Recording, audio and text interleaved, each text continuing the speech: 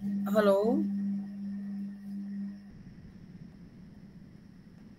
Are you getting my voice? I suppose I am just speaking this much loud.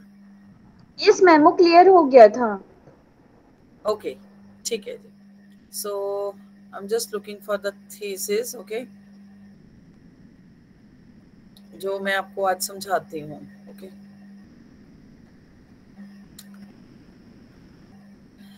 Okay, एक ना thesis में check कर रही हूँ, मैं उसी पे ही चलती हूँ. ठीक है, आपके साथ वही शेयर करती हूँ.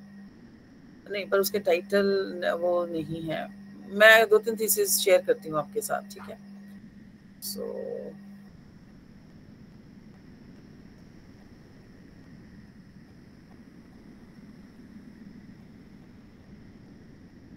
So first of all, I'm just going to show you the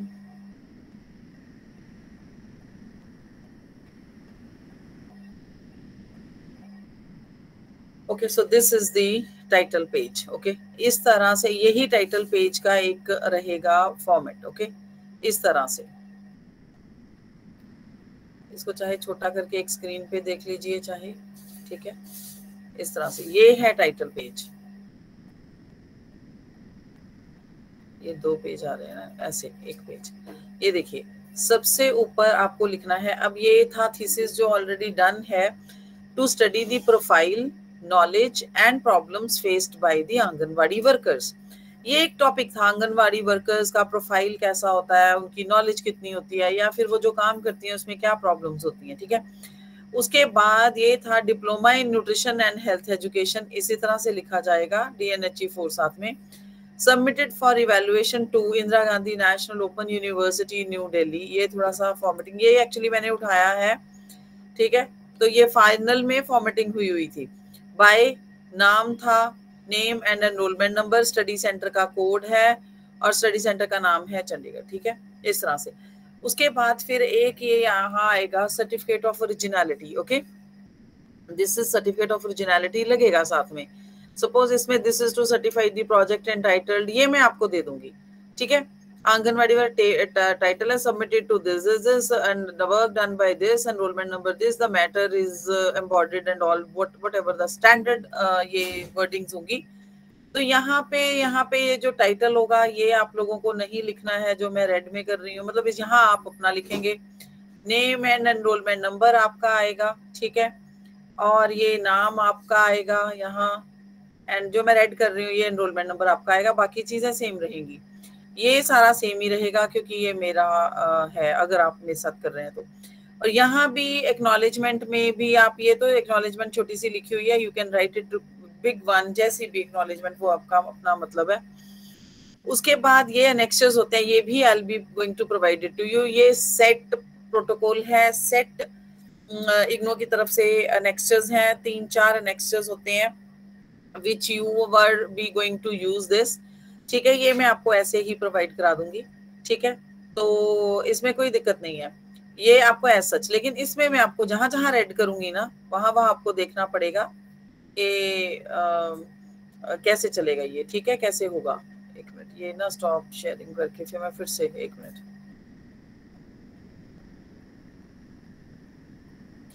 ये हर बार ना शेयरिंग में अगर थोड़ा सा छेड़ दो उसको तो फिर वो दिक्कत आती है.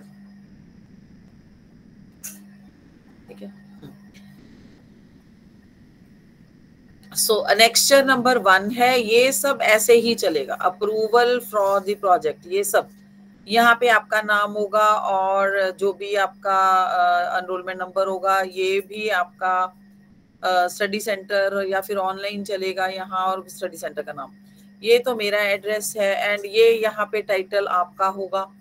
ठीक है, टाइटल आपका होगा. और ये जिस एरिया में आप करते हैं, ये इन लोगों ने चंडीगढ़ यूटी है, ये यहाँ पे किया. सेक्शन बी में टाइटल प्रपोजल होगा, यहाँ पे आपका टाइटल आएगा. ठीक है, और ये जो टाइटल का प्रपोजल का जो भी थोड़ा सा आपके पास एब्स्ट्रैक्ट होगा वो लिखेंगे. यहाँ पे मेरा नाम पूरा लिखा जाएगा और यहाँ पे सिग्नेचर्स हैं, डेट है और प्लेस चंडीगढ़ होगी जो भी. उसके बाद एक है नेक्स्ट सेकंड है. ये सब ऐसा चलेगा. यहाँ पे आपका नाम और ये स्टडी सेंटर जो है, एनरोलमेंट नंबर, उसका कोड, ये सारा सेम ही होगा. ठीक है। और ये टाइटल आप लोगों का चेंज होगा, जहाँ पे रेड रेड है ये एक थीम्स होती हैं, थीम सेलेक्टेड 1 2 3, इसमें कोई फर्क नहीं है, इसमें ज्यादा टेंशन मत लेना, ठीक है। तो ये आपकी डेट है, ये भी आपका यूटीबी जहां से आप कर रहे हैं वहीं से होगा।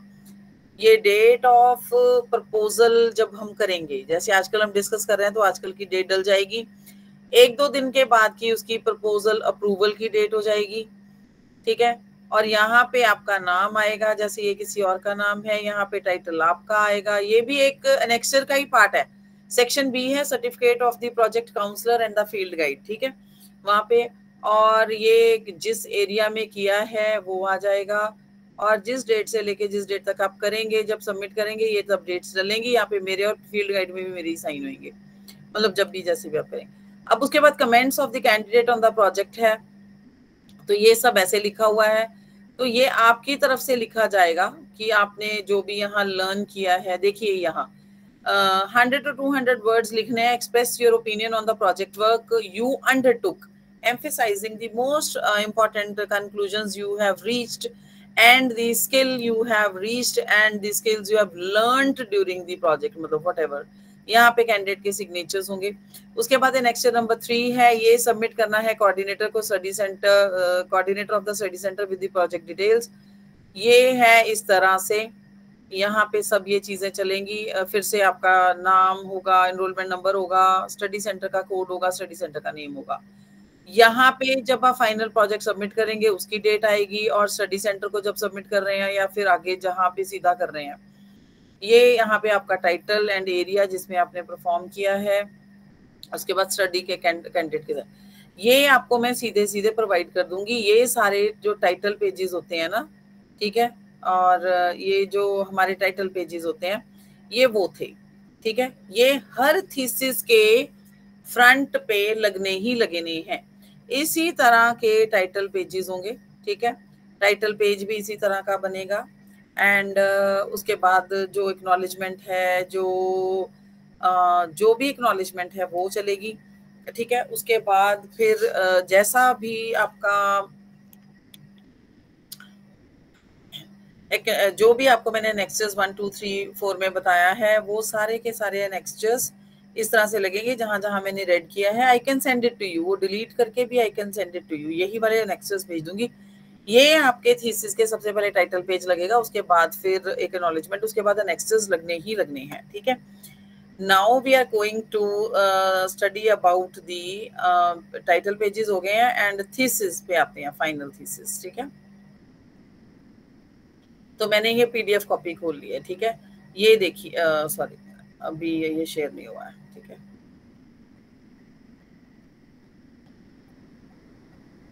ये मैंने पीडीएफ कॉपी खोल ली है, ये देखिए ये टाइटल पेज था इस तरह से, ठीक है। और इस तरह से, क्योंकि इसमें सब आ गया, सर्टिफिकेट जो हमने डिस्कस किए, एक्नॉलेजमेंट जो डिस्कस की, एक्नॉलेजमेंट कुड बी एनी, मतलब कितनी भी लेंथ में हो सकती है। And now there are project details, ये नेक्स्ट्स की डिटेल थी, क्योंकि ये पूरे थीसिस की, फाइनल थीसिस की पीडीएफ बनी हुई है ना, तो इसमें सारे के सारे टाइटल पेज से लेके, so we are actually discussing about all the nexts, title page, content page, ये सब डिस्कस करेंगे। तो ये पूरे उसकी बनी हुई है जो मैंने अभी डिस्कस किया, जो फ्रंट पेजेस होते हैं, ठीक है। सो इस तरह से ये सारे अभी पीडीएफ कॉपी में आ रहे हैं, which we have already discuss. So now we are going to discuss about, ये भी एक एक्नॉलेज, उसमें एक छोटी एक्नॉलेजमेंट थी।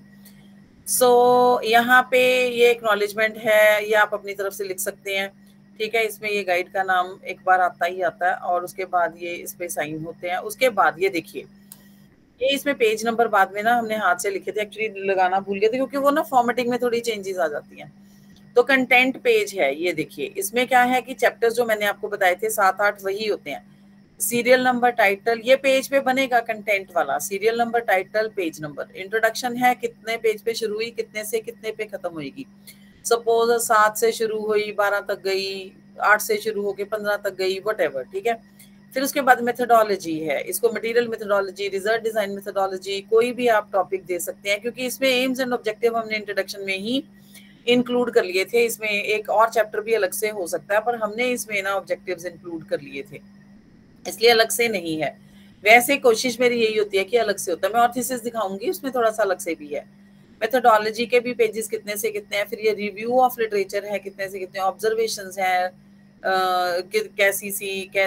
कितना मतलब कैसी सी ऑब्जर्वेशन चैप्टर में सिर्फ ऑब्जर्वेशंस होंगी, एंड रिजल्ट एंड डिस्कशन है, एंड देन कंक्लूजन है, इसको हम समरी एंड कंक्लूजन भी कहते हैं, देन फिर रिकमेंडेशन है, एंड देन द रेफरेंसेस का चैप्टर है, ये एनेक्सेस है। अब हम चलते हैं, ये देखिए अब इंट्रोडक्शन का चैप्टर शुरू हो गया। सो ये इंट्रोडक्शन लिखी हुई है इन्होंने, देखो ये सारी ये इस टॉपिक पे ही है, ठीक है, जिस टॉपिक पे काम किया उसी टॉपिक पे है ये इंट्रोडक्शन का चैप्टर चल रहा है, ठीक है। दिस इज पीडीएफ कॉपी, ठीक है। इंट्रोडक्शन के कितने सारे पेजेस हैं देखिए ये, ठीक है। एंड उसके बाद ये ऑब्जेक्टिव से, मैंने कहा ना इसमें एम्स एंड ऑब्जेक्टिव हमने लिया नहीं, हमने इंट्रोडक्शन के बाद ही ऑब्जेक्टिव में देखो, अब आंगनवाड़ी वो knowledge profile and the problem faced by the वो हैं हमारे आंगनवाड़ी वर्कर्स। सो इसमें हमने लिखे हुए हैं, देखो objective to raise the health and the nutritional level of the poor Indian children below the 6 years of age. ये हमने क्या लिखा है कि to raise the health and nutritional level, क्योंकि आंगनवाड़ी में ना बच्चे बहुत छोटे होते हैं, 5-6 साल की एज से भी कम होते हैं। तो आंगनवाड़ी का क्या होता है, आंगनवाड़ी में जो आंगनवाड़ी जो सिस्टम खुला हुआ है, जो आंगनवाड़ी में जो हमारे वर्कर्स हैं, आंगनवाड़ी वर्कर्स, उनका मतलब क्या है, वो किस लिए अपॉइंट हुए हैं, क्योंकि हमने वो रेज करना है below the 6 years of the age of the बच्चों का, so that they could be they could develop into the healthy adult individuals, okay, Indian scenario में। so एक ये हो गया ऑब्जेक्टिव। so एक ये था to create the base for a proper mental, ठीक है, mental, physical and social development of children in India, so reduce the instances of the mortality, malnutrition and school dropouts, ठीक है, among Indian children, to coordinate the activities of the, ये देखिए ये सारे के सारे ना आंगनवाड़ी वाली जो फीमेल्स हैं, जो वर्कर हैं, उनको ये सब करना ही पड़ता, वही एक काम करती है ना ऐसा। उन्होंने proper mental, physical and social development देखनी है चिल्ड्रंस की, एंड रिड्यूस करना है इंस्टेंसेस ऑफ द मोर्टेलिटी, मतलब रिड्यूस नहीं करना है, they are the workers who provide, who shows you the schemes, who guide the parents or the pregnant females or the family members, so that जो हमारे Indian में थोड़े से below poverty line के लोग होते हैं, बच्चे होते हैं, उनके वो बच्चों की डेथ ना हो, उनके मेल न्यूट्रिशन भी ना हो, स्कूल और and school drop outs among Indian children, और जो बच्चे स्कूल में चले जाते हैं छोटे होते हुए बट वो स्कूल ड्रॉप आउट कर देते हैं, किन रीजन की वजह से करते हैं, कि फाइनेंशियल नहीं है या खाना नहीं मिल रहा, मतलब जो भी चीजें, क्योंकि हमारे पास ऐसी बहुत सारी स्कीमें हैं इंडिया में, Indian children for Indian children below the poverty line, जो स्लम एरिया या फिर सरकारी स्कूल हैं उनमें। so we have to see the dropouts among the children की क्यों drop out कर रहे हैं, because we provide a good amount of the food with the good, actually you can say that good food, good nutritious food with full of the nutrients, okay, so to coordinate the activities of the policy formation and the implementation of the various programs and schemes aimed at the child development across India। so ये भी हमने देखना है कि जो भी आंगनवाड़ी में whatever the activities the government of India actually produced or they take the initiative to start for the slum area and the below poverty line जो families हैं, unprivileged families हैं, उनकी अगर आप देखो तो वो जो एक्टिविटीज हैं, तो वो उनके लिए जो भी फॉर्मुलेशन की हुई है, उनकी प्रॉपर कोऑर्डिनेशन हो रही है या नहीं हुई है, तो वो प्रॉपर इम्प्लीमेंट हो रही है कि नहीं हो रही है, एंड वेरियस प्रोग्राम्स, जितने भी प्रोग्राम शुरू हुए हैं और स्कीम्स जो भी हैं, किसके लिए, जो चाइल्ड डेवलपमेंट के लिए अक्रॉस द इंडिया है। so to provide the health and the nutritional status and nutritional information and to educate the mothers of the young children to enhance the child rearing capabilities। so ये भी उनकी responsibility बनती है आंगनवाड़ी की, ठीक है, anganwadi workers की, to provide the nutritional food, even food भी आता है ना, बड़ी सारी पंजीरियां, बड़ी सारी न्यूट्रिशियस फूड है, मिड डे मील्स हैं, बड़ी सारी तरह का फूड, फोर्टिफाइड राइस, इस तरह की प्रोटीनेशियस चीजें हमारी गवर्नमेंट प्रोवाइड करती है to the mothers of the young children and also at the time of the pregnancy period also. So इसके बेनिफिशरीज कौन से हैं, सर्विसेज की, जो आंगनवाड़ी सर्विसेज, आंगनवाड़ी जो बने हुए हैं उनकी जो सर्विसेज हैं वो किसको प्रोवाइड होती हैं, उसमें उन सर्विसेज में आता क्या है, प्रॉपर इम्यूनाइजेशन, ठीक है, बच्चों की कई बार रह जाती है जो अनप्रिविलेज्ड फैमिलीज हैं, खासकर उनमें। सप्लीमेंट्री न्यूट्रिशन, ठीक है, एंड हेल्थ चेकअप्स उनके रेगुलरली। रेफरल सर्विसेज की आगे से आगे बताओ। Early childhood care and pre school non formulation formal education to nutrition and health information. और आंगनवाड़ी जो स्कीमें हैं या फिर जो सिस्टम है उसमें आते कौन कौन है? आंगनवाड़ी वर्कर्स होते हैं, आंगनवाड़ी हेल्पर्स होते हैं, सुपरवाइजर हैं, चाइल्ड डेवलपमेंट प्रोजेक्ट ऑफिसर्स भी आते हैं, डिस्ट्रिक्ट लेवल पे भी होते हैं programme officers. So all these they actually look after these programs. So now here they have explained about the anganwadis immunisation को, और प्लस जो इम्यूनाइजेशन होती है, क्या सिस्टम है इम्यूनाइजेशन में, बीसीजी कब लगना है, डीपीटी, ओपीएफ, ये सारा। सो हेल्थ चेकअप्स कब कब होते हैं, ये सारी डिटेल हमने यहाँ लिखी है, ठीक है। रेफरल सर्विसेज क्या है, जो अभी हमने पॉइंट्स मेंशन किए ना इसमें, I am just talking about this topic particularly, okay. So ये जो अभी हमने डिस्कस किया है तो वो सारा करके इसमें सारा बताया है, ठीक है। न्यूट्रिशन एंड हेल्थ एजुकेशन का भी इसमें बताया, सप्लीमेंट्री प्रोग्राम्स कौन से हैं, फूड कौन सा होता है, ठीक है, which type of a food is more nutritious, ये सब इसमें बताना। Expansion and growth of these projects, okay. So all India में ऐसे कौन से स्कीम चली हुई हैं, जैसे स्कीम है आंगनवाड़ी सेंटर्स हैं, सैंक्शन क्या क्या होता है, कितने प्रोजेक्ट सैंक्शन हुए हैं, मिनी है, मेजर हैं, बिग हैं, ह्यूज हैं, बेनिफिशियरी कौन सी हैं, सप्लीमेंट्री न्यूट्रिशन कब से कब तक मिलता है, प्री स्कूल एजुकेशन कब से कब तक होती है, gap in beneficiary of this supplementary nutrition में आता है नहीं आता है, मतलब इस तरह की हर चीज देखो टेबुलेटेड भी है, ठीक है। और आंगनवाड़ी में इनका बेसिक रिस्पॉन्सिबिलिटीज क्या है आंगनवाड़ी वर्कर्स की, आंगनवाड़ी वर्कर्स ये AWWS लिखा है, to maintain the file and the record, assisting the ashas of spreading the awareness and the health issues importance in the nutritious food, personal hygiene, pregnancy and importance of the immunization ये भी बतानी है, coordination with the block and the district healthcare establishments and medicines provide करनी, helping the mobilize the pregnant women and the lactating women and infants for the nutrient supplements, discover the immunization and the health checkups for all, record रखना mother's का, child birth का, diseases और the infections of any kind, maintaining the referral card for referring cases of the mothers and children to the sub centers, okay. So conducting the health related surveys also for the family and visiting on the monthly basis, घरों में आके जाके भी पूछ के आना, pre-school activities up to 5 years, organizing supplementary nutrition for feeding infants, nursing mothers, organizing the counseling and workshops along with the auxiliary nursing midwife ANMs के साथ, health officers to spread the education on the topics like correct breastfeeding, okay, family planning, immunization and other things, to visit the nursing mothers। आप देख रहे हैं कि इस topic में we have discussed each and everything।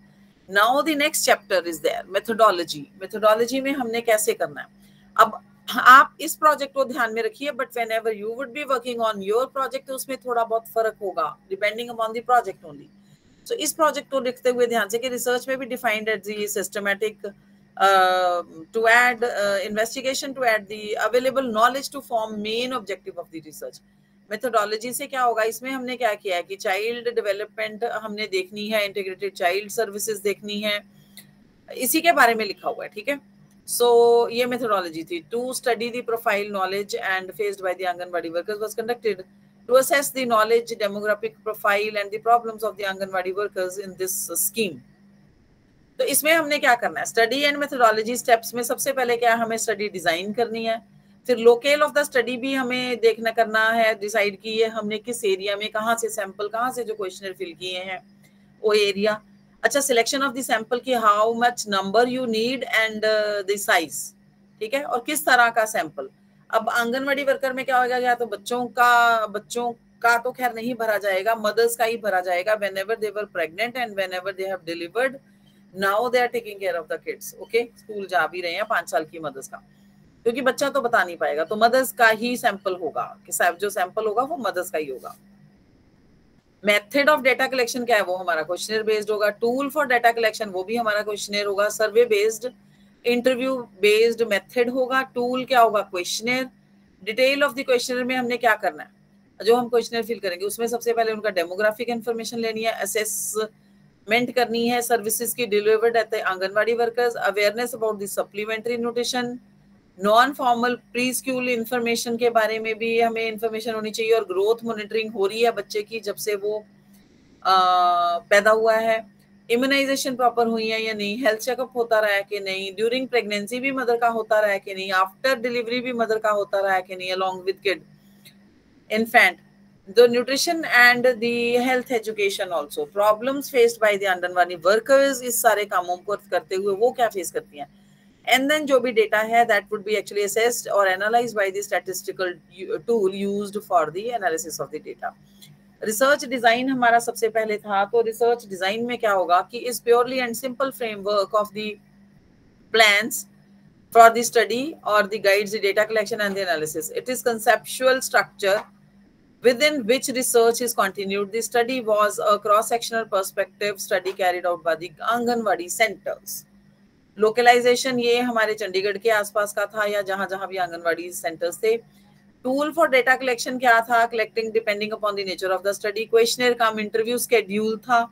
Structured and closed ended questionnaire हमने already prepare किया था, तो इसका पर्पस था स्टडी का was emphasised in the simple language and the doubts were cleared whenever we were taking the information from the mothers.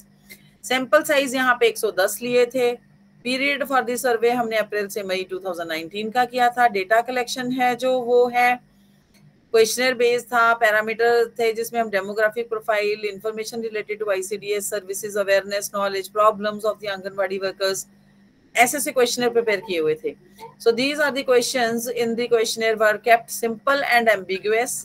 हमने question बहुत complicated नहीं बनाए थे, सो तो सीधे एंड स्ट्रेट समझ आने वाले और जो स्टडी से रिलेटेड वाले क्वेश्चंस हों जिससे डेटा भी निकल के आए. So questions were translated and explained to the respondents in the local language for their convenience by the investigator. So detail of the questionnaire में सबसे पहले क्या है, demographic information आएगी. डेमोग्राफिक प्रोफाइल का age, name, age, sex, caste, educational level, marital status, work experience and training status, ये सब हमारा क्या आएगा डेमोग्राफिक प्रोफाइल में. फिर हमने स्पेसिफिक पे आ जाना, assessment of the services delivered at the anganwadi services. फिर हमने क्वेश्चंस पूछने हैं जो health checkups, immunisation schedule, health and nutrition education, referral services के बारे में, ठीक है, जो आंगनवाड़ी पे प्रोवाइड होती हैं. Awareness about the supplementary nutrition के बारे में. This part is pertain to the questionnaire. Number of the calories, proteins provided to the target beneficiaries under the ICDS scheme of the supplementary nutrition. फिर non formal pre school education and the growth monitoring भी देखनी है हमने. Question relating to the maintaining the growth charts and the assessment of the nutritional status of the child were incorporated in this matter.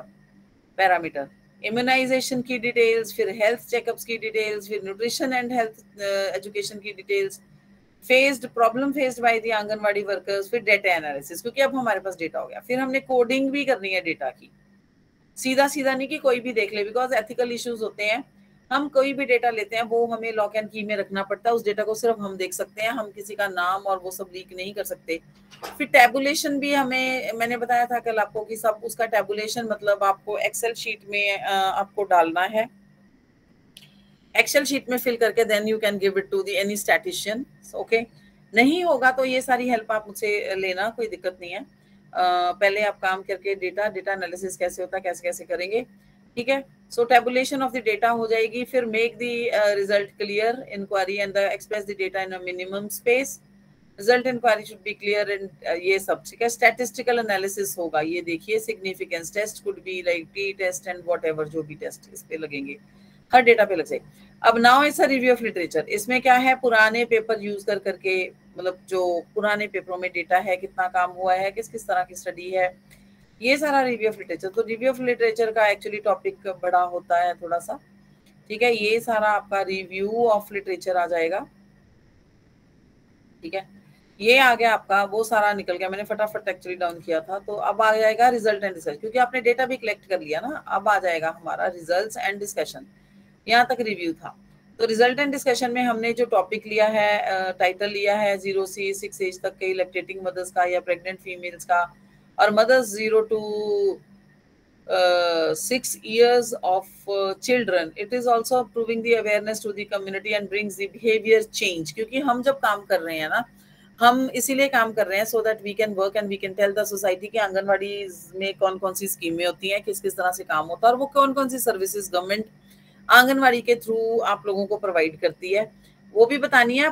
But anganwadi workers को कैसे दिक्कत आती है जब वो आप लोगों के साथ काम करते हैं, ठीक है, कैसे दिक्कत आती है और क्या क्या दिक्कतों का सामना उन्हें करना पड़ता है क्योंकि लोगों की वजह से। और क्योंकि देखो स्कीमें बन जाती हैं पर जब एग्जीक्यूशन होती है ना तब वो दिक्कतें आती ही आती हैं। वो क्या क्या आती हैं वो सब पता चलेगा आपको इसमें जब आप करेंगे।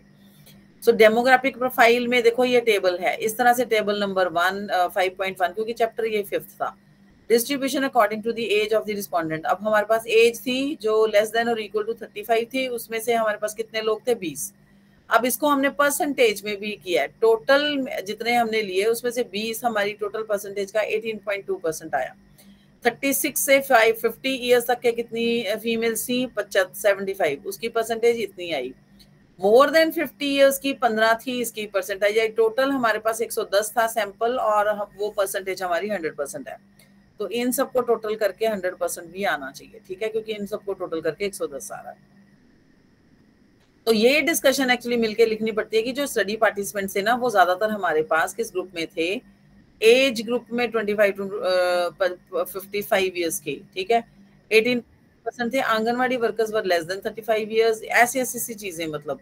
अच्छा, उसके बाद कास्ट के बेसिस पे हमने इसको पाई चार्ट के रूप में जो हमारा डेटा था उसको हमने परसेंटेज निकाली है टोटल के साथ। कास्ट बेसिस पे जनरल, SC और OBC 3 तरह का डेटा हमारे पास था।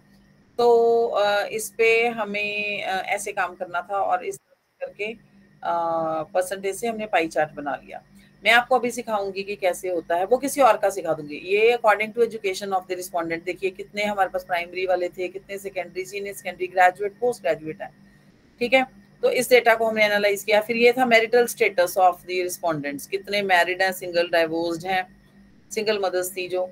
Distribution according to the work experience of the respondents, ठीक है, ये सारा आएगा कि कौन कितना पढ़ा हुआ है, कितना कितने से कितना, ठीक है। उसके बाद ट्रेनिंग स्टेटस का ये था पाई चार्ट के फॉर्म में हमने रिप्रेजेंट किया। ये था response of the assessment of the services delivered by anganwadi workers. अब रिस्पॉन्स समरी इन्होंने बनाई थी, हमारे जो आंगनवाड़ी वर्कर्स होते हैं, ठीक है, उन्होंने बनाई कि रिस्पॉन्स समरी कि ये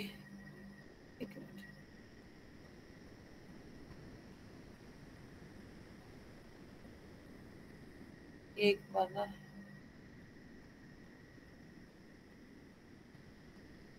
एक मिनट स्टॉप शेयर करके फिर से करते हैं।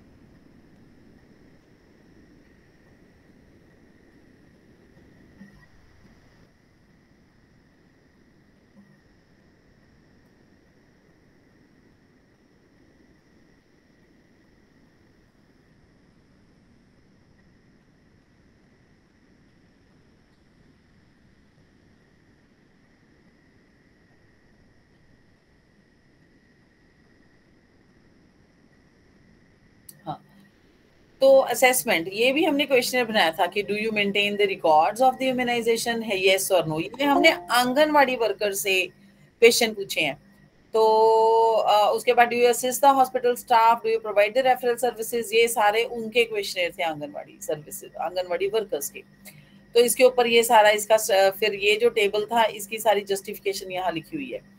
Response to problems faced by the anganwadi workers, इसमें इनएडिक्वेट ऑनरेरियम था, excessive record of report of maintenance था, delay in receiving the funds है, इलेक्ट्रिसिटी मेंटेनेंस बिल्स है, इंफ्रास्ट्रक्चर से रिलेटेड क्वेश्चंस थे, इनएडिक्वेट सुपरविजन है, lack of the help from the community है, workload है, और जिनको कोई प्रॉब्लम नहीं थी, ठीक है, ये सारा डेटा है। इसके बाद इसकी डिस्कशन। अब now the response of the problem faced by the anganwadi workers, अब हमने इसी सारी को ग्राफिकल रिप्रेजेंटेशन में भेजा है और ये इसकी डिस्क्रिप्शन लिखी हुई है। ठीक है। So awareness about the supplementary nutrition जो आंगनवाड़ी वर्कर्स ने देनी होती है, उसमें भी 200 कैलोरीज एंड प्रोटीन्स हैं, ये सारी सर्विसेज थी जो न्यूट्रिशन वैल्यूज के बारे में पता था और वो आगे बताती हैं जो एक्चुअली जिनके लिए ये स्कीम्स हैं उनको। ठीक है।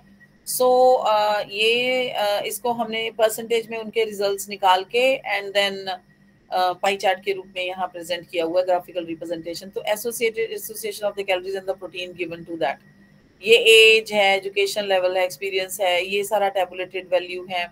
और age calorie and the protein requirement for the grade for male nourished children, इसका डेटा है जो भी हमारे पास डेटा हमने लिया क्वेश्चनर बनाए उसके अकॉर्डिंगली जो भी डेटा आया। And protein requirement for the pregnant female कितनी किस टाइम पे कितनी चाहिए होती है, ये वाला डेटा बनाया हमने। And non formal pre school education and the growth monitoring के लिए भी ये डेटा है जो पाई चार्ट के रूप में हमने प्रेजेंट किया। सो देखिए ये है रिजल्टेंट डिस्कशन में इतनी सारी चीजें हमने प्रेजेंट कर दी हैं। ठीक है। बट ये वो पैरामीटर्स हैं जो ये वो वाला डेटा है जो हमारा उस इस प्रॉब्लम से रिलेटेड है, उसको हमने प्रेजेंट किया। ठीक है। सो इस तरह से हमने, एक मिनट, ये रिजल्ट एंड डिस्कशन वो हो गया। ठीक है। उसके बाद हमारी आ गई बारी हेल्थ चेकअप्स, ये सब हो गया, ये रिप्रेजेंटेशन हो गई। ठीक है। उसके बाद ये सारे रिजल्ट्स अभी चल रहे हैं। ठीक है।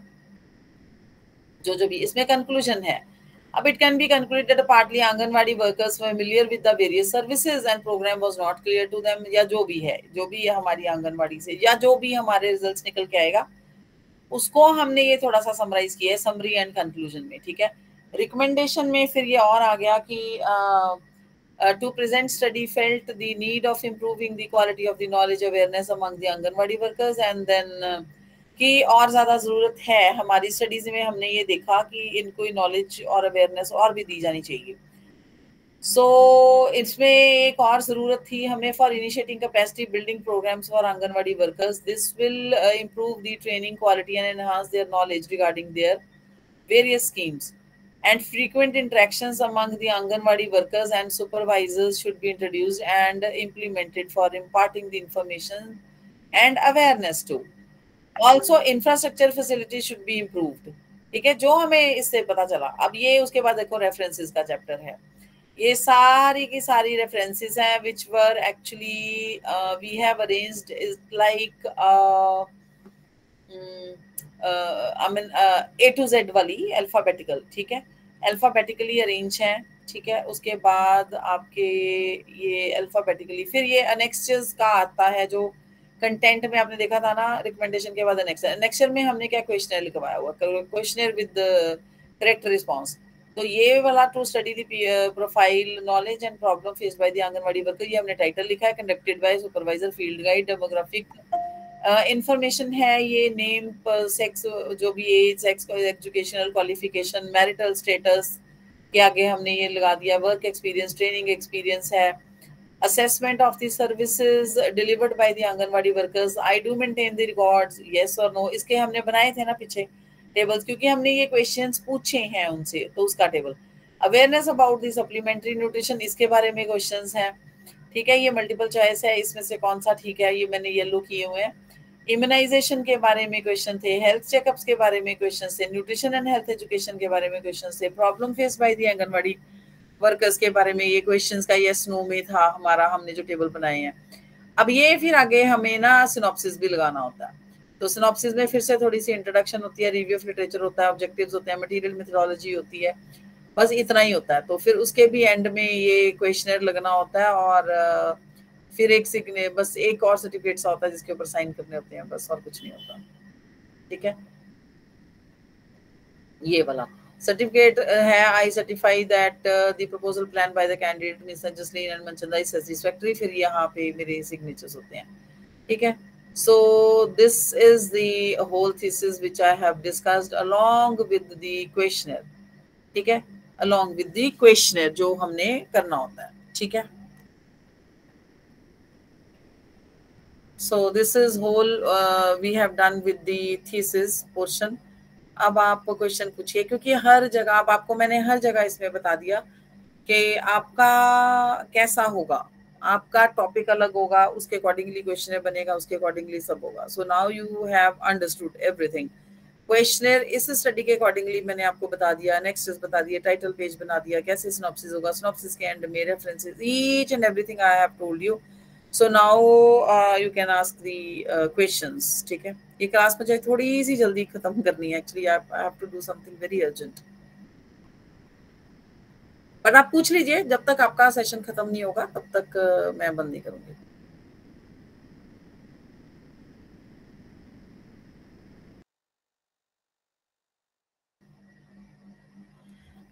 Anybody, if you have a tea bottle, okay. If you have any question, please kindly ask the question. Ma'am,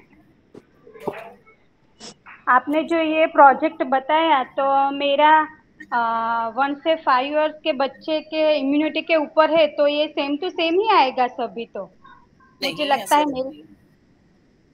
हाँ जी. एग्जैक्टली सेम नहीं, नहीं, ये है आंगनवाड़ी वर्कर्स की तरफ से. आपका क्या टॉपिक है? 1 से 5 इयर्स के बच्चे के इम्यूनिटी के ऊपर है, तो थोड़ा बहुत तो अंदर वो तो सेम टू सेम ही आएगा, लगता है मुझे ऐसा. एग्जैक्टली सेम नहीं होगा. Yes, we can actually do the secondary data analysis also. Some studies are like are this type of कि आपका primary भी होता है data and there would be the secondary data also. हाँ जी, वो depend करता है थैंक यू. studies के ऊपर. ठीक है, पूछिए प्लीज.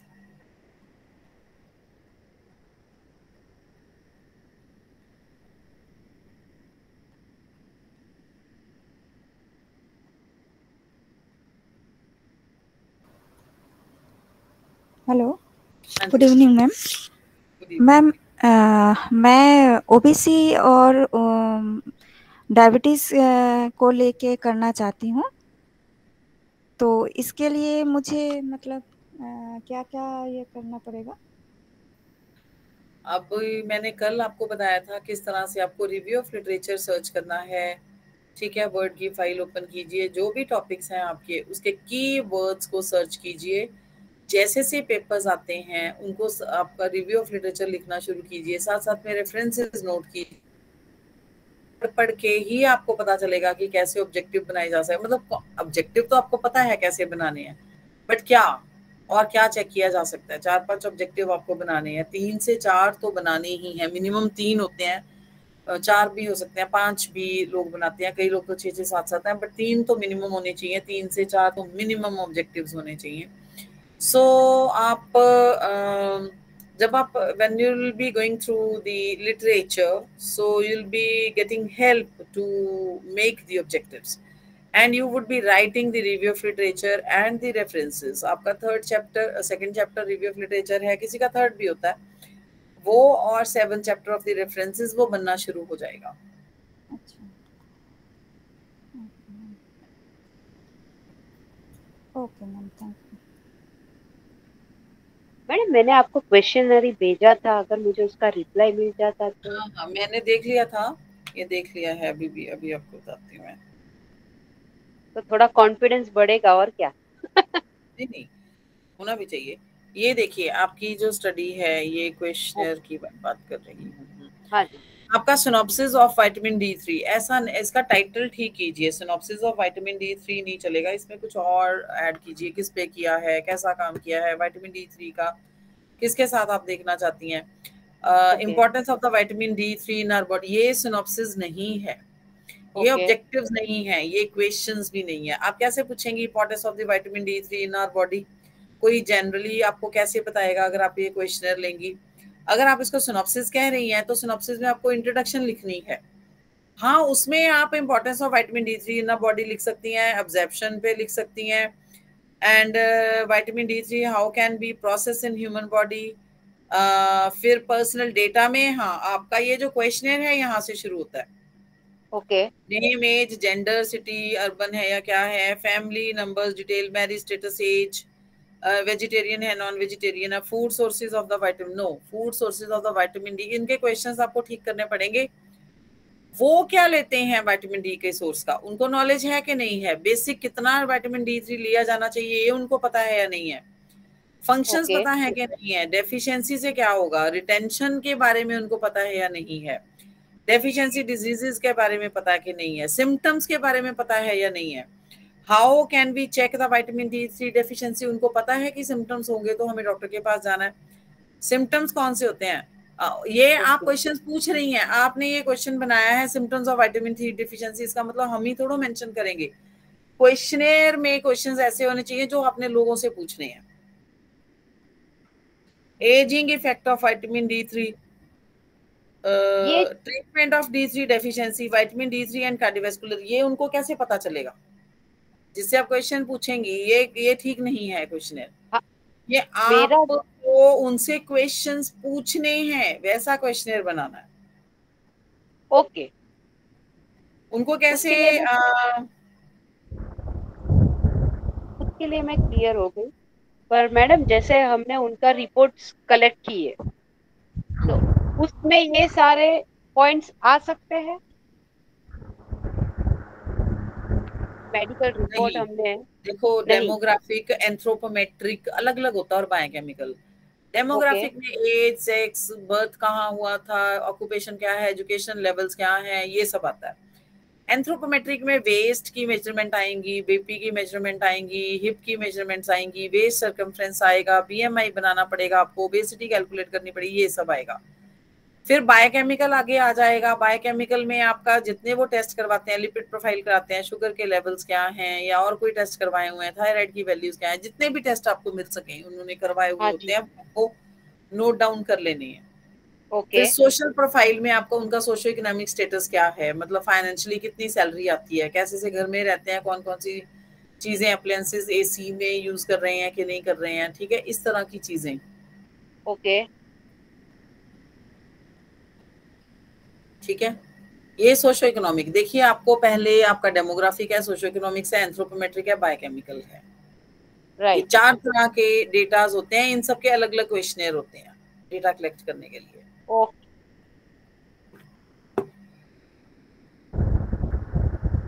Hello ma'am. हाँ जी मैम आपने कल बोला था ना कि वो जो थीसिस होती है तो 1-2 थीसिस की पीडीएफ आप डाल देंगी ग्रुप में। मैंने आज अभी आपको क्या अभी आपसे क्या बात बताई है, मैंने पूरा का पूरा शेयर करके सिर्फ दिखाया है आपको, एक एक चीज उसकी दिखाई है, टाइटल पेज से लेके एनेक्सेस तक का दिखाया है आपको। किसी का भी टॉपिक आप नहीं यूज कर सकती हैं, सबका अपना अपना होता है, सारे टॉपिक के चैप्टर्स आपको पता है ना बच्चे, जितने चैप्टर नंबर्स हैं, फर्स्ट में क्या लिखना, सेकंड में क्या लिखना, मैंने एक एक चीज कल आपको लिखनी भी सिखाई है, रिव्यू ऑफ लिटरेचर कैसे रेफरेंसेस यूज करनी है, ठीक है, शेयर करके, थीसिस भी अभी मैंने पूरा शेयर करके आपको बताया है।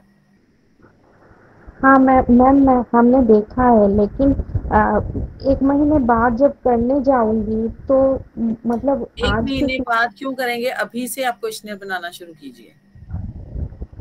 तो एक क्वेश्चनियर कैसे होंगी, क्या क्या क्वेश्चन उसमें रहेगा, तो ये सब मतलब डिटेल में एक बार देख लेती तो अच्छा होता।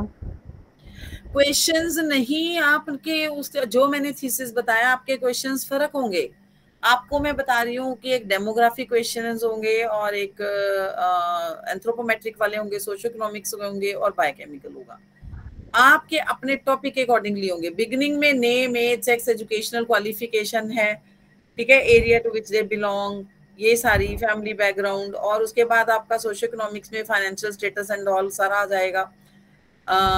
एंथ्रोपोमेट्रिक में उसकी हाइट, वेस्ट, बीपी की मेजरमेंट, शुगर की मेजरमेंट्स जो डेली होती हैं वो सब आ जाएंगी। फिर उसके बाद डिटेल क्वेश्चनर आ जाएगा, बायोकेमिकल पैरामीटर्स जो भी होंगे, इस तरह से बनेगा, आपने वो सब बनाना है अपने आप। बायोकेमिकल पैरामीटर्स में क्या क्या क्वेश्चन होंगे?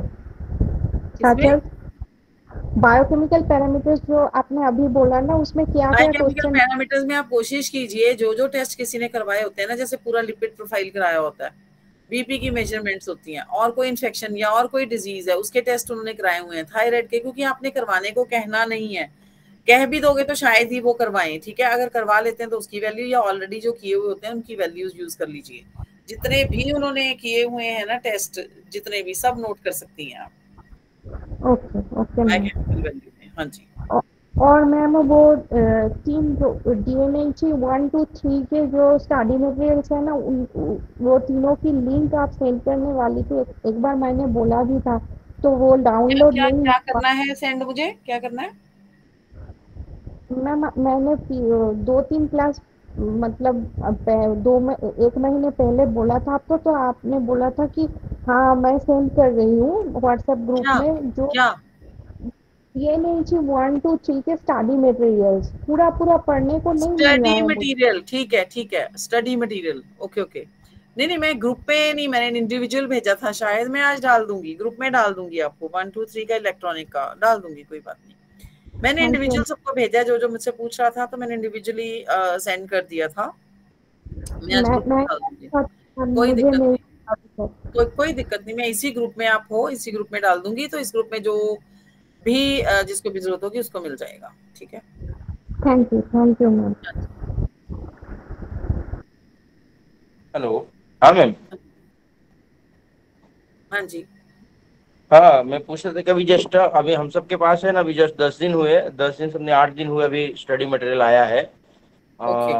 डे 1 और 2 का, बराबर 3 4 बाकी है। तो अभी जस्ट हम समझ लीजिए कि पढ़ाई अब चालू किए हैं, तो इसका एग्जाम कब आएगा और कितनी जल्दी फास्ट हमको इसको करके कंप्लीट करना पड़ेगा, क्योंकि इसका देखिए जी, आपकी 30 सितंबर तक तो आप सबको अपनी दे देनी है असाइनमेंट्स, असाइनमेंट्स। हाँ जी। तीनों, ठीक है। हम्म। तो ऑनलाइन है या ऑफलाइन है, जैसे भी आपका सिस्टम है, ऑनलाइन है तो ऑनलाइन चलेगा, ठीक है। तीनों असाइनमेंट्स दे देनी है। उसके बाद अक्टूबर में ही कहीं ना कहीं, मैंने तो कहीं देखा है, वो टेंटेटिव डेट शीट आनी भी शुरू हो गई है। तो आपको अगस्त सितंबर या मिड अक्टूबर तक में भी आपके ऑनलाइन पोर्टल्स खुल जाएंगे अप्लाई करने के। तीनों एग्जाम 200 200 250 रुपए ऐसे कुछ फीस लगती है तीनों एग्जाम्स की, मतलब अलग अलग से, एक की 200 250, मतलब 700-800 रुपए लग जाएंगे आपके। उसको अप्लाई करना है। दिसंबर में एग्जाम्स होंगे। एग्जाम्स हमेशा 1 दिसंबर से 31 दिसंबर के बीच बीच में ही होंगे। और कोशिश होता पता कैसे है, 1 और 3 का पहले हो जाता है, 2 का बाद में होता है। 1 और 3 शायद मॉर्निंग सेशन में होते हैं, 2 फिर इवनिंग सेशन में, ऐसा होता है। हर बार ऐसा हो ऐसा नहीं है, पिछले 2-3 बार से तो ऐसा आ रहा है। तो अभी यहाँ हम सबको जैसे स्टडी सेंटर यहाँ हमारे पास में जो दिया हुआ है, बराबर, वहाँ 2-3 बार हम लोगों ने मुलाकात किया, तो वहाँ जैसे पूछे तो लोग बता रहे कि अभी ऐसा कुछ है नहीं यहाँ पे, जैसे इग्नो का होता है ना कि क्लास वगैरह, या चाहे जैसे एग्जाम सेंटर है या जहाँ से कुछ हमको। ऑनलाइन चल रहा है ना, आप लोगों को ऑनलाइन चल रहा है, इसलिए वो लोग आपको डील नहीं करेंगे, आपका सब कुछ ऑनलाइन होगा। क्वेश्चंस देखिए, जो एग्जामिनेशन फीस है वो तो वैसे भी सब लोग ऑनलाइन ही अप्लाई करते हैं, ऑनलाइन ही आपको हॉल टिकट तय होती है, जो रोल नंबर होता है वो भी आपको ऑनलाइन ही डाउनलोड करना पड़ेगा। अच्छा, तो वहाँ स्टडी सेंटर पे वहाँ जाने की जरूरत नहीं है, चाहे वहाँ पे हम तो ओनली फॉर केवल एग्जाम के लिए जाना होगा कि फिर एग्जाम भी? जहाँ सेंटर आप फिल करेंगे ना, जहाँ भी सेंटर आप भरेंगे, वहां पे जब आपका सेंटर आ जाएगा, रोल नंबर लिखा हुआ आ जाएगा, देखो आपको कहीं जाने की जरूरत नहीं है। आपका DNHE ऑनलाइन है, आप असाइनमेंट बनाइए, ऑनलाइन अपलोड कीजिए, ठीक है। ऑनलाइन ही आप एग्जामिनेशन फॉर्म भरेंगे, और एग्जाम और जो रोल नंबर होगा वो भी आप ऑनलाइन ही डाउनलोड कर लेंगे, ठीक है। और ऑनलाइन ही आपका क्या कहते हैं, ग्रेड कार्ड भी देख सकते हैं आप, अच्छा, ठीक है। और सब कुछ ऑनलाइन होगा। सो एग्जाम्स मॉड्यूल वाइज होते हैं। DNHE 1 2 3 नो, पहले 1 होता है, फिर 3 होता है, 2 एंड में होता है, और 2 इवनिंग में चला जाता है। DNHE 1 और 2 के मॉर्निंग सेशंस में होते हैं। अब तक तो कई बार से मैं देख रही हूँ, 2-3 बार से तो ऐसा ही होता आ रहा है। इस बार कुछ चेंज हो जाए तो पता नहीं। ओके। और बाकी अभी स्टडी तो अपने को करना है, और ये जो असाइनमेंट्स लिखने हैं वो लिख करके पहले तो जमा कराना पड़ेगा, फिर बाद में थीसिस का तो धीरे धीरे अपने अभी यहाँ से असाइनमेंट जब आप जमा करेंगे ना, तो जब आप असाइनमेंट्स बना रहे हैं तो आपकी प्रिपरेशन तो हो ही रही है ना, क्योंकि आप किताबें साथ में रख के ही तो बनाएंगे। हाँ। तो वो तो साथ साथ में पढ़ाई तो हो ही रही है। और साथ साथ में आप इग्नो की साइट हमेशा खोल के रखिए अपनी, हमेशा चेक करते रहिए कि टेंटेटिव डेट शीट आ गई है। टेंटेटिव डेट शीट्स का मतलब ये होता है कि that is subject to change, ठीक है। वो चेंज होने वाली होती है, उसमें चेंजेस हो सकती है, ठीक है। कई बार आपके सब्जेक्ट्स में नहीं होती हैं, कई बार किसी और के सब्जेक्ट में होती हैं, ठीक है। तो इस तरह से चेंजेस के चांसेस हमेशा होते हैं। तो एंड में जाके फाइनल डेट शीट भी आई जाती है आपकी पहले, और ऑनलाइन आपको चेक करना है, grade card online, apply application online, आपका roll number online, assignment submit online, आपका थीसिस भी ऑनलाइन ही होगा शायद। हाँ जी, हाँ जी। ठीक है, तो ओके ऑनलाइन पे आप प्लीज इन टच रहिए। Okay okay, thank you madam. Good evening ma'am. Good evening ji. Ma'am thesis के लिए मैंने सोचा है 2-3 टॉपिक्स मर्ज करके करने का, तो हम वैसे कर सकते हैं। जैसे डायबिटीज एंड थायराइड पे मैं करने का सोच रही हूँ, तो इज दैट पॉसिबल? बिल्कुल बिल्कुल, मैंने आपको कहा है कि टॉपिक कोई भी बुरा नहीं होता, डायबिटीज पे कीजिए या फिर बीच में किसी भी डेफिशिएंसी पे कीजिए या कुछ भी कीजिए, थायराइड के साथ कीजिए, कोई दिक्कत नहीं है। बट आपको टॉपिक क्लियर होना चाहिए कि आप उसमें करना क्या चाहते हैं। रिव्यू ऑफ लिटरेचर पढ़िए उस तरह का और ऑब्जेक्टिव्स बनाइए। टॉपिक कोई भी बुरा नहीं होता, सिर्फ और सिर्फ it depends upon the objectives. Okay ma'am. Objective पे डिपेंड करता है कि आपको करना क्या है। Yes ma'am. बस वो आप देखिए, उसी पे डिपेंड करता है सारा। ठीक है मैम। मैम आपने जो अभी सैंपल के तौर पर अभी थीसिस के सब कुछ हमें दिखाया, वो हमें इंफॉर्मेशन के लिए मिल सकता है क्या व्हाट्सएप ग्रुप में? देखिए वो किसी का थीसिस है, मैं एनेक्चर आपको भेज दूंगी, मैम चैप्टर्स आपको जस्ट आइडिया के लिए, क्योंकि हम आइडिया तो के लिए कॉमर्स। ही चाहिए, क्योंकि हमारा टॉपिक तो बहुत ही अलग है, डिफरेंट है, इसीलिए। मैम एक्चुअली क्या अभी असाइनमेंट सब लोग शायद कर रहे होंगे, क्योंकि 1 महीना ही बचा असाइनमेंट सबमिट करने के लिए। तो इसके लिए थीसिस पे जब जाएंगे तब तक रेफरेंस के लिए बहुत हेल्पफुल हो जाएगा वो। जी मैं भी वही कर बोल रही दूंगी थी। कर दूंगी मैं, कोई दिक्कत नहीं। Thank you ma'am. Thank you madam, thank you. Thank you very thank you ma'am. Much. Any question, this was the last class actually. So मुझे है कि अगर आपको, क्योंकि we have already finished each and everything, thesis and all सब कुछ finish कर दिया है। ठीक है, if you really want to ask anything about the thesis and all, क्योंकि देखो चैप्टर्स और डीएनएचई 1 2 3 हमने काफी कर लिया था, आपकी प्रॉब्लम्स उसमें ज्यादा नहीं होती हैं, थीसिस रिलेटेड होती हैं। So I have taken this class. Okay, so तो आप इसमें से इसमें करिए और डिस्कस कर सकते हैं। अभी भी किसी को कोई क्वेश्चंस पूछने हैं, then you people can ask. हाँ मैम, मैम वो हमने तो ऑनलाइन प्रोग्राम ली थी ना, तो हमारी एग्जाम क्या ऑनलाइन ही होगी क्या ऑफलाइन जाके सेंटर में देना पड़ेगा? देखिए ऑनलाइन अगर होगा तो मल्टीपल चॉइस होते होते हैं, ठीक है। अगर आप सब्जेक्टिव लिख के अपलोड करेंगी, that I don't know, because this is actually the first time they have started this program. अब मुझे बाकी चीजों का तो पता है कि आपकी क्लासेस ऑनलाइन हो रही हैं, आपकी असाइनमेंट्स भी ऑनलाइन जाएंगी, थीसिस भी ऑनलाइन हो जाएगा। बट अब ये ऑनलाइन आपकी एग्जामिनेशन फीस भी सब कुछ ऑनलाइन ही अप्लाई, वो तो खैर बाकी लोग भी ऑनलाइन ही करते हैं, एंड हॉल टिकट भी ऑनलाइन ही डाउनलोड कर लेते हैं, वो तो चाहे ऑफलाइन वाले स्टूडेंट्स हो या ऑनलाइन वाले हो। बट अब एग्जाम ऑनलाइन होंगे ये मेरे को नहीं मैम पता। I am this from is Bombay. First time this program has been started. Ma'am I am from Bombay, तो बॉम्बे का जो हमारा इंडक्शन हुआ था उसमें सर ने कहा था कि ऑफलाइन ऑनलाइन है तो भी एग्जाम ऑफलाइन होगा आपके so that's nearest good, study centre पे। समझ गई, फिर ऑफलाइन ही होगा। Okay ma'am, thank you. 3 exam है, हेलो तीनों ऑफलाइन। मैम, मेरा थीसिस का टॉपिक है study of xerophthalmia and other consequences due to vitamin A deficiency. इसका डेटा तो जिस बच्चों का आई डिजीज है उसका तो मिल गया, लेकिन जिसका नहीं है उसका कैसे कलेक्ट करें? नॉर्मल कोई भी बच्चे कोई भी जिसको वो आइज तो की कोई डॉक्टर के प्रॉब्लम पास नहीं है, वो तो डॉक्टर के पास नहीं जाएंगे। हाँ तो गली मोहल्ले में तो है ना आपके आसपास। जी वहीं से। हाँ जी ठीक है कोई मैम, दिक्कत नहीं थैंक यू। है।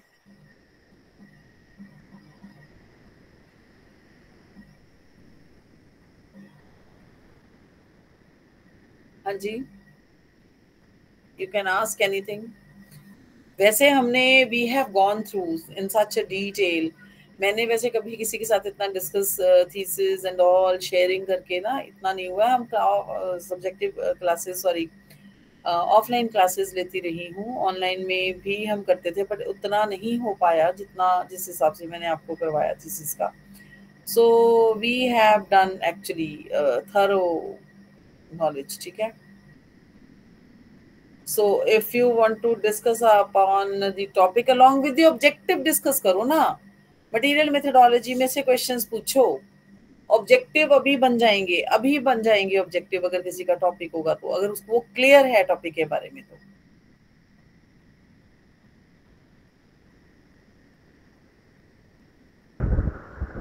मैं तो डायबिटीज 2 पे टाइप 2 डायबिटीज पे कर रही हूँ थीसिस. तो आप अगर पॉसिबल हो तो इंसुलिन रेजिस्टेंस के बारे में कुछ बताएंगे प्लीज. इंसुलिन रेजिस्टेंस क्या होती है? देखिए, एक इंसुलिन नॉन रिस्पॉन्डिंग हो जाता है. डायबिटीज देखो टाइप 1 में क्या होता है, इंसुलिन प्रोड्यूस ही नहीं हो रहा, so we have taken from artificially from outside, injection लेने पड़ते हैं. टाइप 2 में क्या होता है कि इंसुलिन बन रहा है, दैट्स नॉट फंक्शनल, रेजिस्टेंस ही हो जाती है उसकी. वो फंक्शन ही नहीं कर रहा है. ठीक है. And if you want then I can actually tell you. कर रहा है मतलब वो बन रहा है सेल पे, हाँ, लेकिन वो अपना काम नहीं कर रहा है इंसुलिन. ये क्या है? यस मतलब उसका जो काम है ग्लूकोज को एक सेल से दूसरे इंटेस्टाइन से सेल तक लेकर जाना, तो वो वही स्टॉप कर रहा है क्योंकि काम नहीं कर रहा है, रिस्पॉन्स नहीं कर रहा है, लेकिन बन रहा है. ये टाइप 2 डायबिटीज में होता है ना, ऐसा क्या? तभी तो उसमें हम इंसुलिन बिगनिंग में देते नहीं है ना जी. इंसुलिन तो रेजिस्टेंस. हाँ जी, बाहर से तब लेना पड़ता है इंसुलिन सप्लीमेंट, तो वो जाके काम करेगा? नहीं हाँ, वो हमें लेटर स्टेज पे लेना पड़ता है, पर हमारा जो चलता है वो अभी आपको बताती हूँ.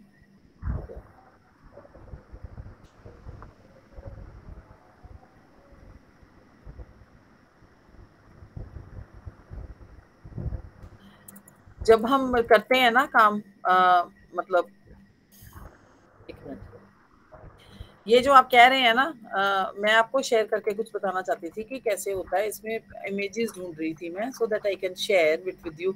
बेसिकली क्या होता है कि इंसुलिन का क्या मतलब है कि रेजिस्टेंस है सेल्स और मसल्स में हो जाता है, जो कि पहले इंसुलिन अगर बन रहा है तो हमारी जो बॉडी में सेल्स है ना, वो इंसुलिन को रिस्पॉन्ड करती हैं, जो ग्लूकोज को डाइजेस्ट करता है. लेकिन वो सेल्स और इंसुलिन एक दूसरे से they stop talking to each other. ठीक है. और सेल्स जो ग्लूकोज ले रही हैं उसको इंसुलिन डाइजेस्ट मतलब उसकी डाइजेशन उसकी मेटाबॉलिज्म में काम नहीं कर पा रहा है. ठीक है. सो जो पैनक्रियाज है उसको बहुत ज्यादा और इंसुलिन बनाना पड़ता है. मतलब ज्यादा, पहले तो थोड़ा सा इंसुलिन भी काम कर लेता था, लेकिन अब ज्यादा अमाउंट में करेगा.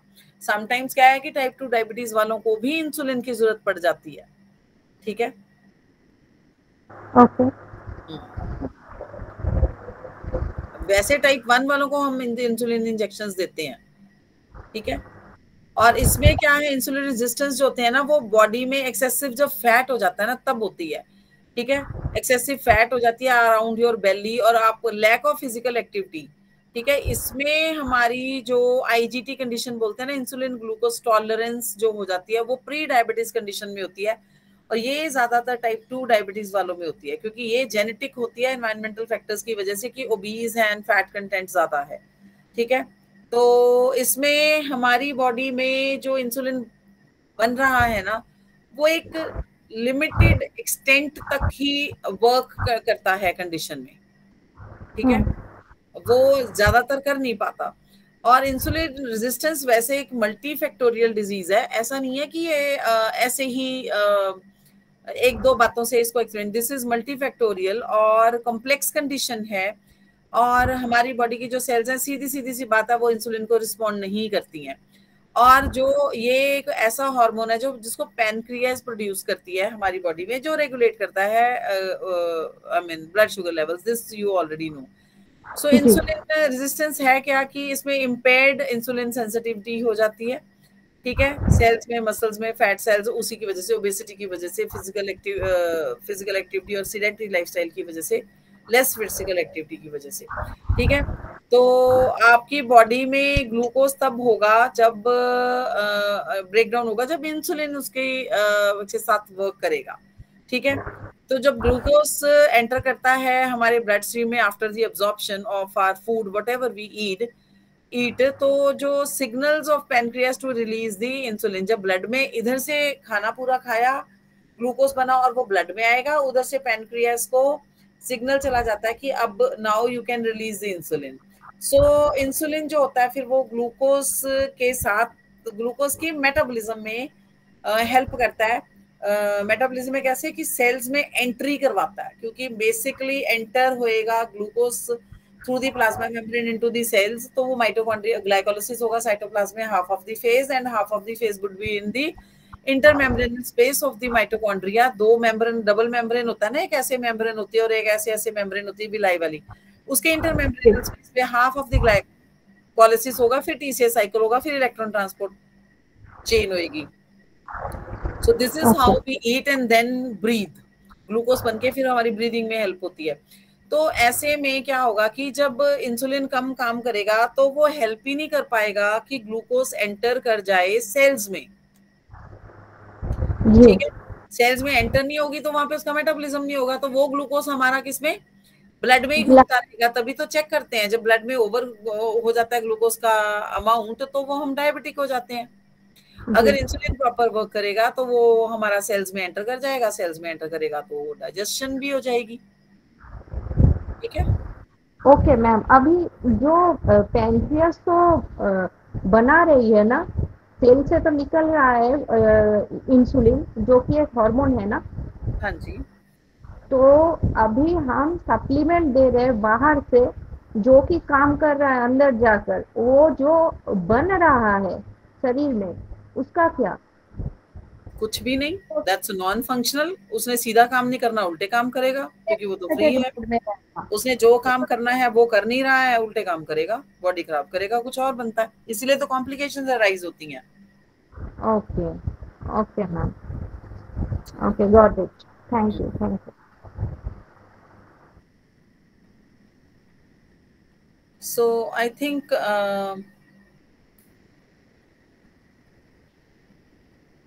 अगर क्वेश्चंस हैं thesis related then you can ask. हाँ जी, आई एम जस्ट वेटिंग, कोई भी क्वेश्चंस हैं आप प्लीज सब लोग। अब देखिए this today is the last class, ठीक है। तो दूसरी बात यह है कि हमने सब पढ़ लिया है, सब सीख लिया है, सब आपको आइडिया मिल गया है, शेयर करके भी समझाया है। So if you really wanted to मतलब you don't want, I mean I want actually, ठीक है।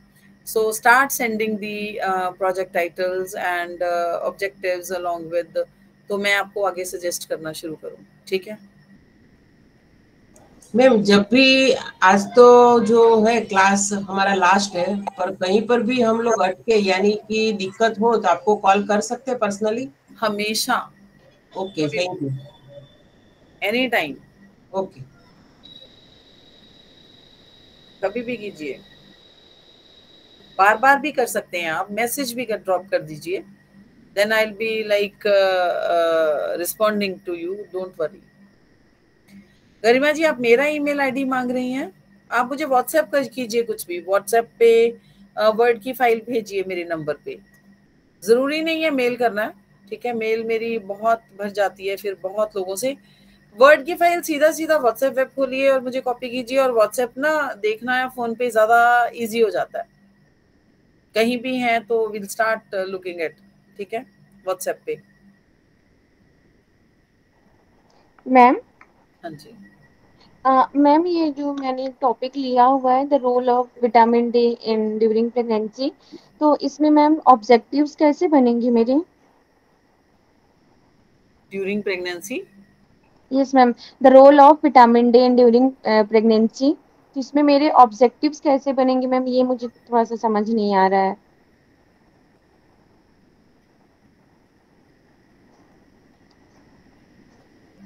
एक मिनट।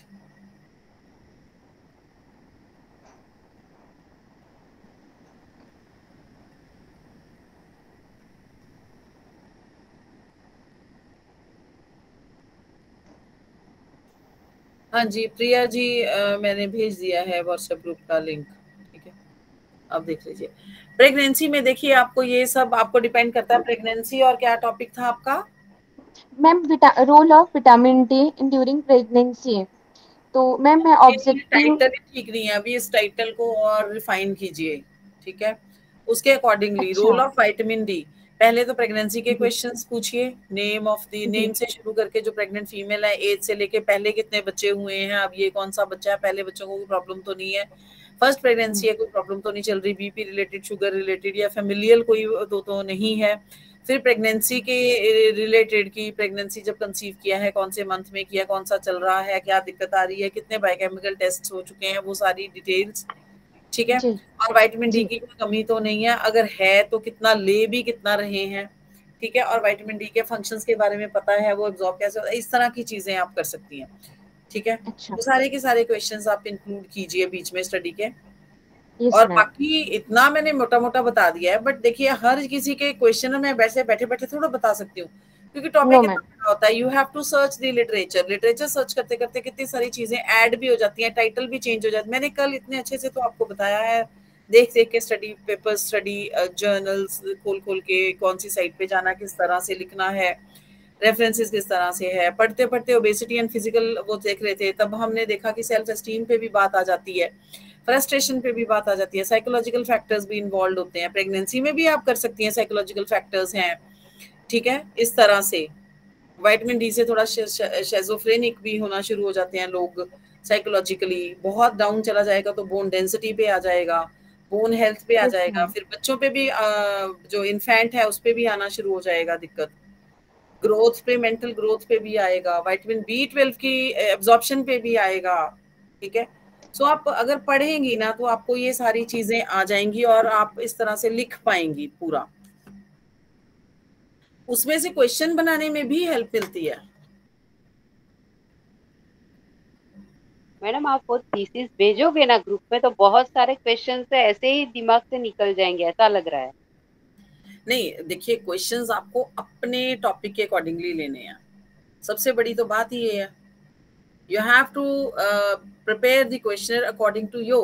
देखो स्टार्टिंग में name, age, sex, demographic, education, family details, cooking, media, vegetables, non vegetable, smoking, non vegetarian, vegetarian की details, smoking, alcoholic, physical activity की details, walking details की, योगा करते हैं कि नहीं करते हैं, कितनी बार करते हैं, सैर करते हैं कितनी देर, कितनी ब्रिस्क वॉकिंग है कि कब करते हैं, मॉर्निंग इवनिंग 2 बार करते हैं, योगा करते हैं कितनी देर के लिए करते हैं, जिमिंग करते हैं तो करते हैं कि नहीं है, और कोई सी तरह की एक्टिविटी, ये सब फिजिकल एक्टिविटी की डिटेल्स हो जाती हैं। फिर उसकी बॉडी एंथ्रोपोमेट्रिक डिटेल्स हो जाती हैं। अब इतने क्वेश्चन तो मैंने बता ही दिए है ना, ये तो सबके होंगे। फिर थोड़े से क्वेश्चन आपकी टॉपिक के अकॉर्डिंगली होंगे, वो हर किसी के अलग होंगे। ये जो मैं बोल रही हूँ ये सब में कॉमन होंगे और होंगे ही होंगे। देखिए demographic, socio economics, anthropometric, biochemical, physical activity details and nutrition के रिलेटेड डिटेल्स, उनकी डाइटरी पैटर्न की डिटेल्स, ये तो सब लोग करेंगे, ठीक है। कोई फैमिली हिस्ट्री की डिटेल्स, ये भी सब लोग करेंगे। इतने क्वेश्चंस तो आपको वैसे ही आ जाएंगे ना, ठीक है। इतने क्वेश्चंस तो आपको वैसे ही करने हैं, बस एक पोर्शन एक ऐसा बचेगा जो स्पेसिफिक होगा आपके लिए। आप इस क्वेश्चनर को प्राइमरी क्वेश्चनर भी बना सकती हैं, और जो बिल्कुल ही स्पेसिफिक डेटा रिलेटेड आपके टॉपिक रिलेटेड होगा उसको आप सेकेंडरी डिटेल्स में ले सकती हैं। सो प्राइमरी डिटेल सबकी सब में होंगी, हाँ डेटा फर्क होगा according to area, according to disease status and all whatever you are taking, and the data would be filled, जो केसेस होंगे उनका फर्क होगा और कंट्रोल्स का फर्क होगा। तो जब आप एनालिसिस करेंगे तो क्लियर कट डिफरेंस आ ही जाएगा केसेस एंड कंट्रोल्स में। ठीक है, आई एम ऑलवेज देयर। आपने किसी ने डरना नहीं है कि आज लास्ट क्लास है तो मैं अवेलेबल नहीं हूँ। I am already always available. आपके पास मेरा नंबर है, व्हाट्सएप पे कीजिए मुझे, कोई दिक्कत नहीं है। ग्रुप में भी हूँ, ग्रुप में कॉमन क्वेश्चंस डालिए, देन आई स्टार्ट रिस्पॉन्डिंग। हाँ, मैं आपकी चैट्स के बीच में नहीं आती हूँ। जब भी आप कोई भी कुछ भी क्वेश्चंस चैट चल रही होती है वो मैं पढ़ती जरूर हूँ, बट उसमें मुझे लग नहीं रहा होता कि आपकी खुद की आप लोगों की डिस्कशन चल रही होती है, so I don't respond in to that. But अब जब कोई बहुत लॉजिकल क्वेश्चन फंस जाता है या कोई कुछ चल रहा है और आप पूछेंगे तो I will respond, definitely respond. ऐसा कुछ भी नहीं है, आप इंडिविजुअली भी कीजिए, ठीक है। थीसिस में आपको जब भी जैसी भी हेल्प चाहिए मुझसे, starting from the title till the end, I'm always there, don't worry.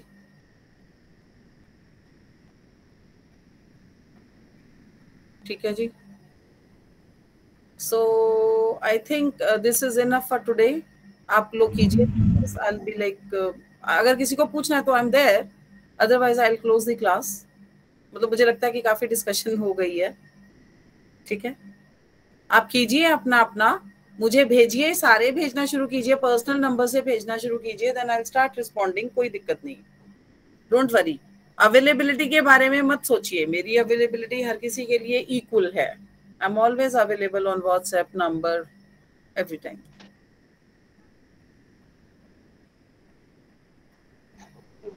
मैं एक दो ना रिसर्च की मेरी एक्चुअली पीपीटीज हैं, आई mean I have my clinic and all, so I take the classes for the research and methodology की classes होती हैं। स्टैट्स कैसे लगेगा, डेटा कैसे करना है, अभी तो मैंने आपको बताया ना डेटा कैसे एक्सेल में फिल करना, आई डू टीच, ठीक है। वो भी मैं आपको एक दो मतलब जो सिंपली एक दो पीपीटीज हैं वो मैं शेयर कर देती हूँ ग्रुप में, सो डोंट वरी, ठीक है। I think I have to leave the class because I think we have finished the questions. So thank you so much for attending the class. Okay. So I'll be like sharing whatever the thesis and all other things I'll be going to share in the group. Okay, don't worry. And I'm always available. You know, everybody is having my number. So start working and stay blessed. We'll be in touch always. Like okay, ji. Thank you. Thank you so much. Thank you, ma'am. Thank you, ma'am. Thank you, ma'am. Thank you, ma'am. Thank you. Thank you, ma'am. Thank you, ma'am.